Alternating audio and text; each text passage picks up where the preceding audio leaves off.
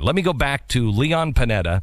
In fact, if you will, let's go back to the original Pfeiffer interview that happened today so you can compare back and forth what this administration is saying. We haven't even gotten to the AP scandal yet today, and there's a couple of new pieces on the AP scandal and the IRS scandal that are pretty spine-tingling when you see what is actually happening, where they actually went in and the IRS was asking, tell me about the content of your prayers. Excuse me? Tell me the content of your prayers? I don't think so, Mr. IRS agent. We'll give you that coming up in just a little while. But first, we wanted to go on Benghazi and give you the update.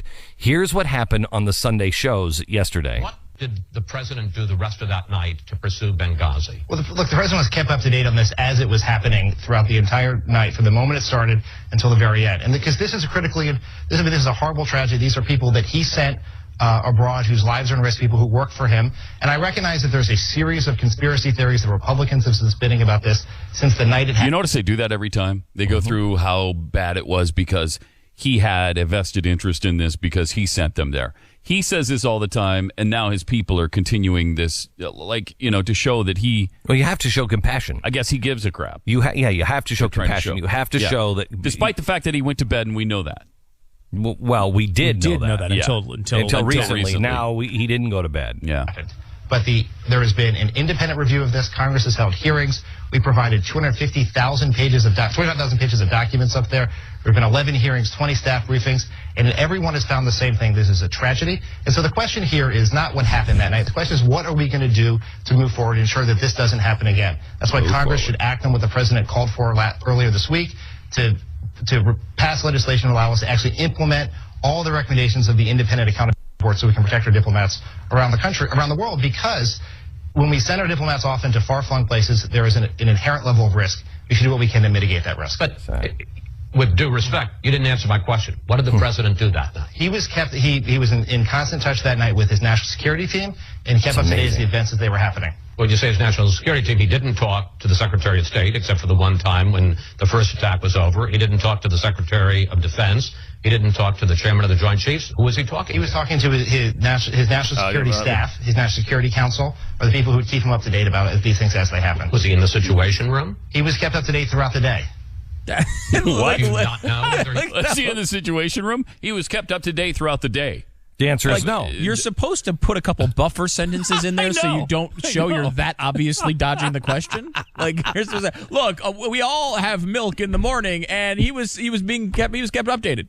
You got to throw something in there that distracts before you just say the lie. The milk would have been a really good distraction. No, the milk would have been a bad one. You're right. But this is why I don't remember what room the president was in on that night. I don't remember what room. Hang on just a second. Like the kitchen like it could be the and bathroom. the Situation Room Same thing. is the same thing. I don't know which room he's in. We're not asking. Don't talk down to me. Yeah. We're not asking what room he was in. We're asking you specifically, was he in the Situation Room? Like the dining room, the living room, the Situation Room is a little different than the other two. What room was he in? I don't know if it was green or if it was white or what color it was. No. Were all the generals watching in real time? You know where that room? You know that room where all that can happen? Was he in that room?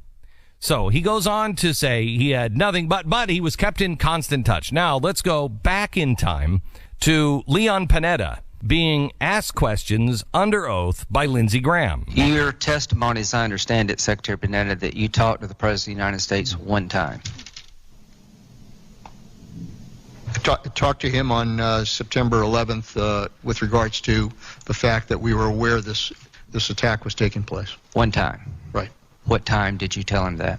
I think that was approximately about 5. Yeah, about 5. About 5 o'clock. General Dempsey, did you ever talk to the President of the United States at all? I was with the Secretary at that same time. Did you talk to the President? Yes. You talked to him how many times? The same one time. How long did the conversation last? We were there in the office for probably 30 minutes. So you talked to him for 30 minutes, one time, and you never talked to him again? Neither one of you? Until afterwards. Until after the attack was over? That's right. Thank you. Does that sound like it was kept up to date? No. Does it sound like it was kept up to date? There's Not at all. more. There's Not at all. AC-130 gunships within 1,000 miles of Benghazi, Libya. No, sir. Were there any AC-130 gunships within 2,000 miles of Benghazi, Libya? I have to go back and look at a map and figure out the distance. Are you Are you serious? If you know the location of your gunships and you know where Benghazi, you know the word Benghazi, you can look it up on Google in 20 seconds and you see know how where far your your gunships. assets You know are. where your gunships are. That's ridiculous. You know where your gunships are. You know where It's your bases are. ridiculous. You know where they are. And if you don't, you shouldn't be the chairman of the Joint Chiefs of Staff. There's no way. This is amazing testimony. But the bottom line of it was that they talked to the president Once. one time, and it was at 5:00 in the afternoon, and then he was done with it. The other testimony that we also have with Panetta under oath is, did anybody email the White House? Did anybody email? Did anybody phone? No. Email? No. Did the White House contact you? No. So who was keeping the president in constant touch? Low-level, mid-level staffers? Who was Low-level it? Staffers? Who was it? Who was talking for the president besides, them? Well, they are. They're keeping him. Who? Specifically, give me who. What'd you say, Jeffy? His staff. I know. Who on the staff? No, well, they were. Exactly. Those people. Exactly right. Those people. See, what they should do is just combine scandals here and just blame the same IRS people. It's like, it was the IRS. people in Cincinnati. Low-level staffers in Cincinnati. We realized they really had a lot of contact with the president. That was our mistake, and we corrected it. How is it that people, A, want a larger government when this guy can't keep track of this size?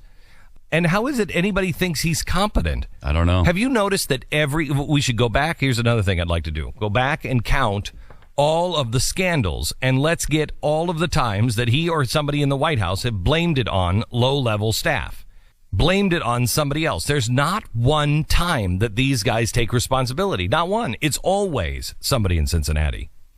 Not one. The bad guys continue to get away with it. The buck stops with you. It does. It really does. Really I know does. that was a misspeak by the president, but man, is it accurate? I don't know if it really was. Is it at the very least Freudian. Let me go to Bob Woodward. Here's Bob Woodward, cut 14. Bob Woodward yesterday on, this sounds kind of Nixonian, doesn't it? People are making comparisons to Watergate. This is not Watergate, but there are some people in the administration who have acted as if they want to be Nixonian, and that's a very big problem. I think. Who and how? Pardon? Well, I think on the whole Benghazi thing, you look at those talking points, and I mean, the initial draft by the CIA very explicitly said, we know that activists who have ties to Al-Qaeda were involved in the attack. And then you see what comes out a couple of days later, and there is no reference to this. This is a business where you have to tell the truth. I mean, even Bob Woodward gets this thing. Yeah, it's a to certain conspiracy extent. theory by Republicans, but Yeah. Bob Woodward is on the side. Gets it. I got news for you, too. At the beginning of that, this is not Watergate, but it's blah, blah, blah. Well, Watergate wasn't Watergate at this point. No. We're at the very beginning of finding out what's going on here, and we know there's something larger. Are we? And because of the AP scandal, sources are now drying up. There's a story on the Blaze today, by badge, by phone, and email. Here's how the DOJ snooped on top Fox News reporter. Why do you think that story is coming out? Who broke the AP story? Do you really think that this is happening with the IRS, where the IRS is that what this story sends is they're watching you.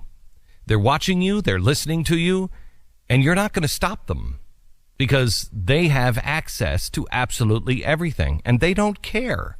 So who's that message geared to? Is that message geared to you, or is it geared to whistleblowers? You'll see a story. I think I have it. Do I have it in front of me, or if it's up on the Blaze? There's a story from the whistleblowers, or from the AP, that's saying their sources are all drying up now. Now, why is that story breaking? Shut up. Sit down. It's not going anywhere. We're not going anywhere. We can do almost anything. In fact, I'd probably have to take out the almost out of it. We can do anything, and it won't hurt our rating. The American people will still like us. We're still here. We can make up stories, and it doesn't matter. Go ahead.